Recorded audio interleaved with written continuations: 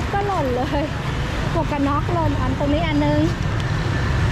เดี๋ยวนี้หมวกกันน็อกเป็นแบบนี้แล้วเป็นแบบข้างในไม่นุ่มจะขึ้นมาบนฟุตบาทกันนะรถบีบแต่แล้วกลัวแต่ประเทศไทยไม่รู้ว่ามันจะถูกกฎหมายหรือเปล่านะมันเป็นแบบบ้านตอนนี้ก็เป็นคาเฟ่นะคะเพื่อนๆร้านแบบน่านั่งมากโซมาขอบคุณค่ะบ๊ายบาย Have a nice trip ค่ะ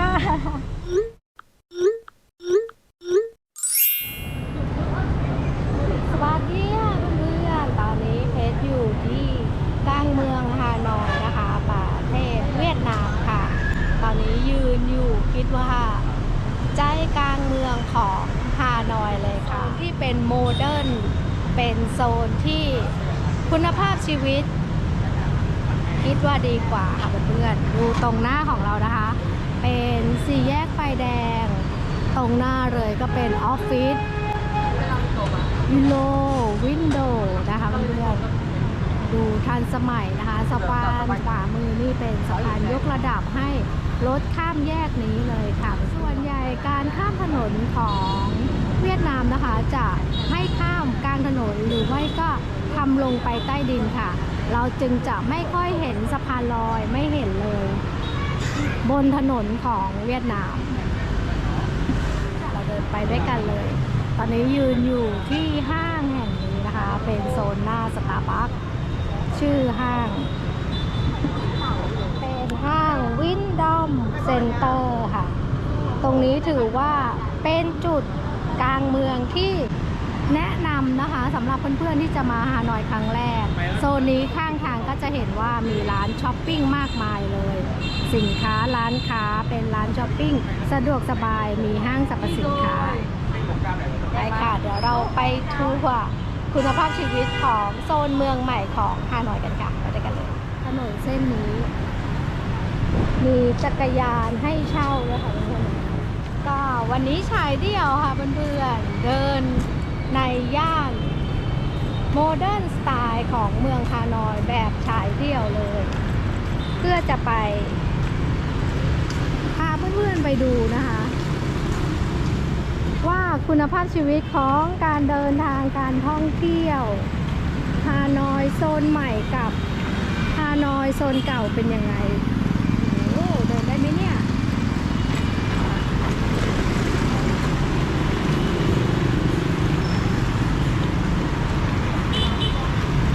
รถที่นี่บีบแต่กันตลอดนะอย่างที่เพื่อนๆได้ยินนี่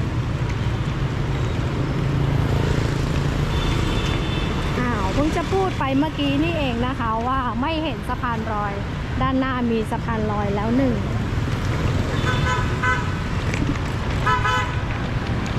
การบีบแต่ที่นี่นะคะเป็นเรื่องปกติแบบว่าตอนแรกก็จะบีบแต่อะไรกันเนี่ยเดือนนี้เป็นหน้าฝนนะคะเพื่อนๆอากาศก็จะอึมครึม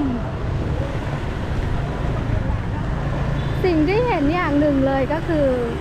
คนเวียดนามใส่หมวกกันน็อกที่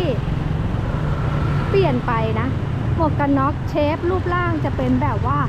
เหมือนหมวกทหารมากกว่าแล้วจะไม่ใช่หมวกกันน็อกแบบหนาๆอันใหญ่ๆที่มีความนุ่มอยู่ด้านในจะเป็นหมวกกันน็อกที่แบบเหมือนเคลือบพลาสติกอย่างเดียวเลยอ่ะเดี๋ยวจะให้ดู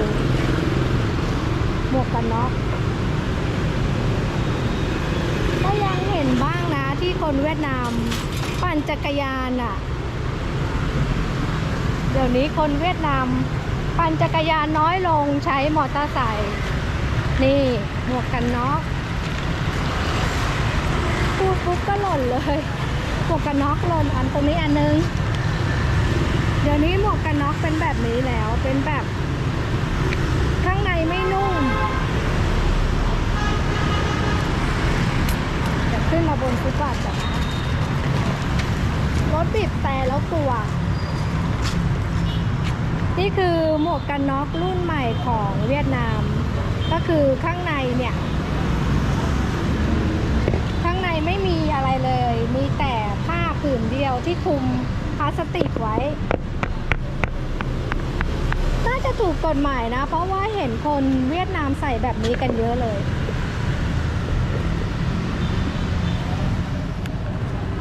แต่ประเทศไทยไม่รู้ว่ามันจะถูกกฎหมายหรือเปล่านะ มันเป็นแบบบางมากเลย ไม่มีความหุ้มอ่ะ ก็คือรถล้มมาเนี่ยไม่มีความนุ่มข้างในที่จะห่อหุ้มเลย เป็นแบบการหัวหม่งอย่างเดียวแต่ไม่มีอะไรที่รองรับความนุ่ม นี่คือรถบัสนะ รถบัสเวียดนามฮานอยคนน้อยนะ ตอนนี้เป็นเวลาบ่าย 2เดินไปเรื่อยๆค่ะยัง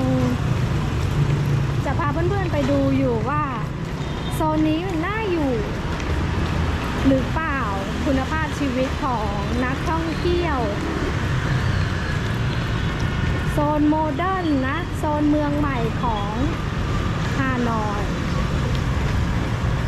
โอ้ตู้ ATM ทันสมัยมากดูเป็นสีชมพูตู้ ATM มีแอร์ด้วยโอ้แท้ทันสมัยโอ้ร้านสะดวกซื้อเหรอ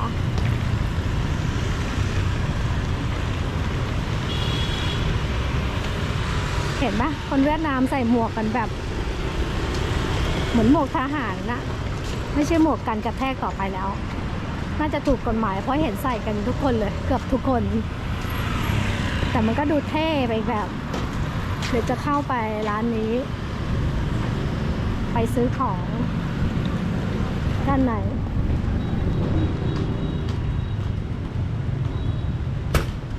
เป็นมาร์ชซื้อของฝากเลย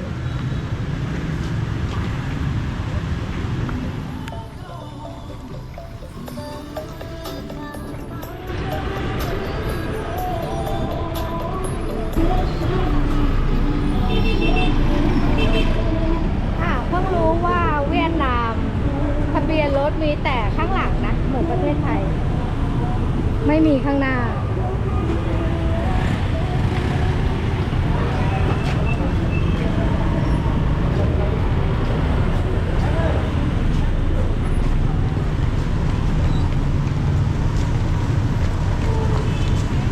นี่ช้อปปิ้ง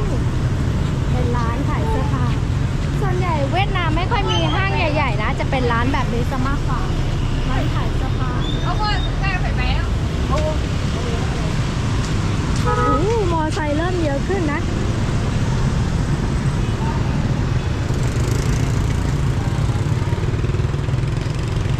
เป็นร้านข้างนอกอย่างเงี้ย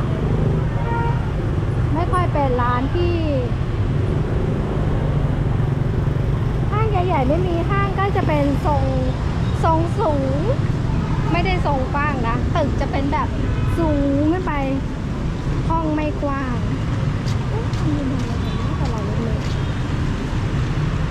นี่สะพานลอยอันแรกที่เห็นเดินมาประมาณ 4-5 กิโลเจอสะพานลอยอันแรกสร้างดีเหมือนกันนะเนี่ยดูใหม่นะดูใหม่รถจอดอยู่ข้างทางขวางทางเดินอย่างเงี้ยเวียดนาม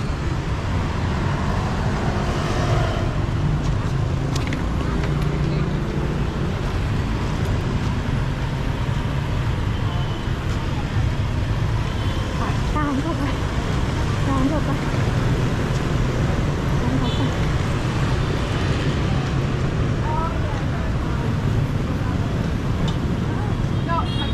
นี่เป็นร้านอะไรเนี่ยมีดอกไม้นี่สะพานลอยใหม่นะสมัยก่อนไม่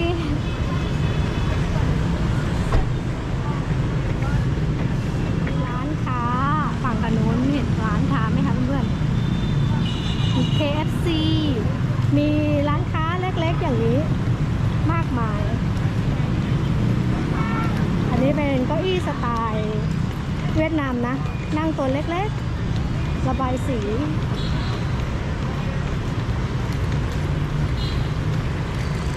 ร้านขายไอศกรีมเครื่องดื่ม KFC ห้างเป็นแบบนี้เล็กๆอย่างนี้แหละ วนใหญ่ร้านค้าจะอยู่ด้านนอกกันแบบนี้ แล้วก็จอดรถกันบนฟุตบาทอย่างนี้แหละค่ะ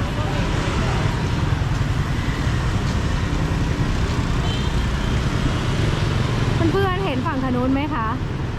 เป็นร้านค้าทั้งนั้นเลยเป็นโซนที่น่าอยู่แล้วก็เหมาะแก่การช้อปปิ้งอย่างหนึ่งที่เห็นตรงนี้เลยก็คือสายไฟลงดินหมดแล้วค่ะฟุตบาทสายไฟลงดินหมดแล้วสองฝั่งเลยไม่มีสายไฟโซนนี้ก็เป็นคาเฟ่นะคะเพื่อนๆร้านแบบน่านั่งมากมีวัยรุ่นมานั่งด้านนอกกันแล้วนะคะ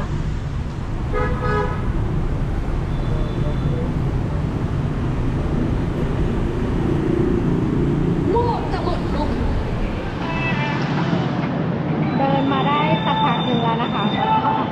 เดินยากเพราะว่ารถจอดกันแบบเนี้ยริมฟุตบาทแล้วรถแบบวิ่งอย่างเงี้ยเดินแบบกระเป๋าเดินทางแบบเนี้ยมันยากอะ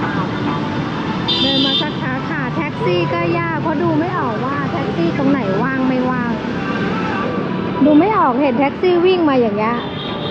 ไม่รู้เลยว่าว่างหรือไม่ว่างกลางถนนอย่างเงี้ยไม่มีแสงไฟนะอย่างเงี้ยมีลูกค้าไม่มีแสงไฟก็เลยให้น้องคนเวียดนามเนี่ยคาเฟ่ช่วยจองแก๊ปให้นะยิ่งบ่ายยิ่งรถเยอะแดดร่มลมตกแล้วก็ไม่มีแดดด้วยทำให้รู้สึกว่าเฮ้ยฉันอยากไปถึงโรงแรมแล้วอะไรอย่างนี้เดี๋ยวจะกลับมาเดินใหม่นะบนถนนเนี้ยแบบว่าน่าเดินมากเพราะว่ามีร้านค้าเยอะมากฝั่งโน้นเสื้อผ้าแบบน่าซื้อน่าช็อปทั้งนั้นเลย Thank you so much ขอบคุณค่ะบ๊ายบาย Have a nice trip ค่ะโอเคโฮเทลตอนนี้ขึ้นมาบนรถแท็กซี่รถแก๊สแล้วนะคะวันนี้เพชรได้เปลี่ยนโรงแรมที่พักนะคะจากเมืองเก่ามุ่งหน้ามาสู่ทางใต้ของฮานอยไม่ไกลจากสถานีแคทรินประมาณ2กิโลค่ะเพื่อนๆก็เลยลองเดินดูค่ะคิดว่า2กิโลฉันจะเดินได้แต่พอเดินไปแล้วก็เจออุปสรรคก็คือฟุตบาทไม่เรียบเนียนตลอดทางแล้วก็มอเตอร์ไซค์จอดบนฟุตบาทค่ะเรามีกระเป๋าเดินทางด้วยก็เลยเรียกแก๊ปโดยที่เราไม่มีอินเทอร์เน็ตแล้วก็ไม่มีแอปแก๊ปด้วยค่ะเจอน้องที่นั่งทานคาเฟ่อยู่อัธยาศัยดีมากแฟนรี่ทักทายเป็นภาษาอังกฤษได้ยอดเยี่ยมมากจองแก๊ปให้เพชรค่ะเพื่อนๆมีหมวกกันน็อกไหมเพื่อนๆเป็นแบบเหมือนทหารไม่มีเบาะหุ้มบนศีรษะค่ะมีแต่โครงแล้วก็มีผ้าบิดหน่อยเดียว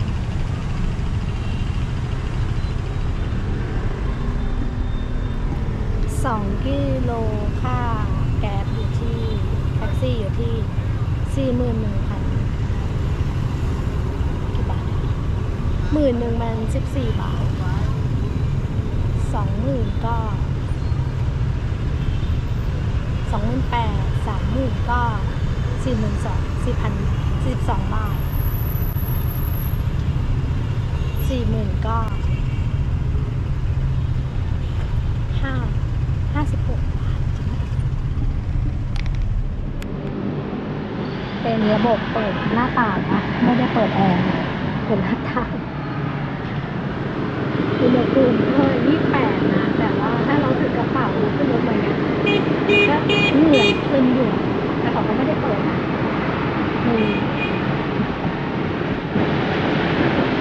ของเดินทางก็น่าขี่มอเตอร์ไซค์นะ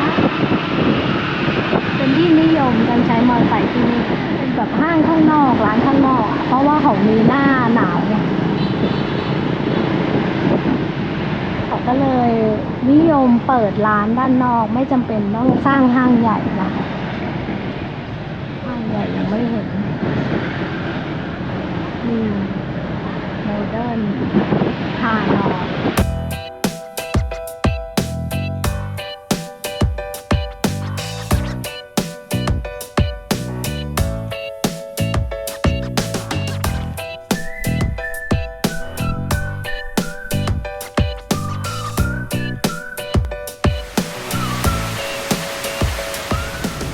ตอนนี้ก็นั่งรอรถบัสนะคะ BRT สายอะไรไม่รู้01หรือเปล่า ตั๋วเขียนว่า01